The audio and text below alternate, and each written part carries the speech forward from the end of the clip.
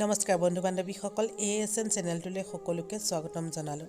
শনিবাৰৰ দিনা মনে মনে পুৰি পেলাওক এই এটা বস্তু, সকলো দুখ কষ্ট পুৰি শেষ হ'ব। বন্ধু বান্ধৱীসকল, শনিবাৰৰ দিনটো হৈছে শনিদেৱৰ দিন। জ্যোতিষ শাস্ত্ৰ অনুসৰি যি ব্যক্তিৰ ওপৰত শনিদেৱৰ শুভ দৃষ্টি থাকে সেই ব্যক্তিয়ে জীৱনত সকলো ধৰণৰ সুখ পায়, আৰু যি ব্যক্তিৰ ওপৰত শনিদেৱৰ অশুভ দৃষ্টি থাকে তেওঁ জীৱনত বহুতো কষ্টৰ সন্মুখীন হ'ব লগা হয়।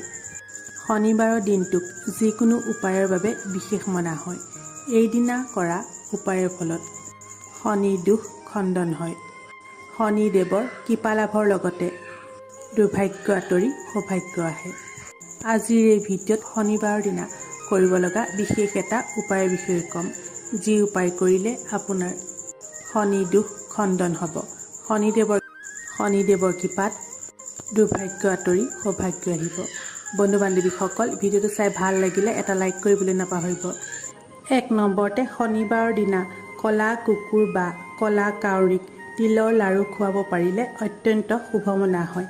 ইয়াৰ ফলত ঘৰলৈ সুখ সমৃদ্ধি আহে, শনি দুখো খণ্ডন হয়। 2 নম্বৰতে, শনিবাৰৰ দিনা কোনো দৰিদ্ৰ তথা অসহায় লোকক ভোজন কৰোৱা অত্যন্ত শুভ মনা হয়। এনে কৰিলে শনিদেৱৰ ক্ৰোধৰ পৰা বাচি থাকিব পাৰি। কৰিব লগা বিশেষ উপায়টোৰ বিষয়ে। এই উপায়ৰ বাবে আপুনি শনিবাৰৰ সন্ধ্যা সময়ত কেইটামান তিল ল'ব। তিলকেইটা ক'লা কাপোৰত বান্ধি টোপোলা কৰি ল'ব। তাৰ পাছত তিল তলত ডুবাই লৈ শনি মন্দিৰৰ ওচৰত অৰ্থাৎ শনিদেৱৰ মূৰ্তিৰ ওচৰত পুৰি পেলাব। যদিহে শনি মন্দিৰ নাথাকে তেন্তে ঘৰৰ ঈশান কোণত শনিদেৱক স্মৰণ কৰি পুৰি পেলাব। এই উপায় আপুনি সম্পূৰ্ণ বিশ্বাসেৰে কৰিব। শনিদেৱৰ কৃপাত দুৰ্ভাগ্য আঁতৰি সৌভাগ্য আহিব। বন্ধু বান্ধৱীসকল, ভিডিঅ'টো চাই কেনে লাগিল?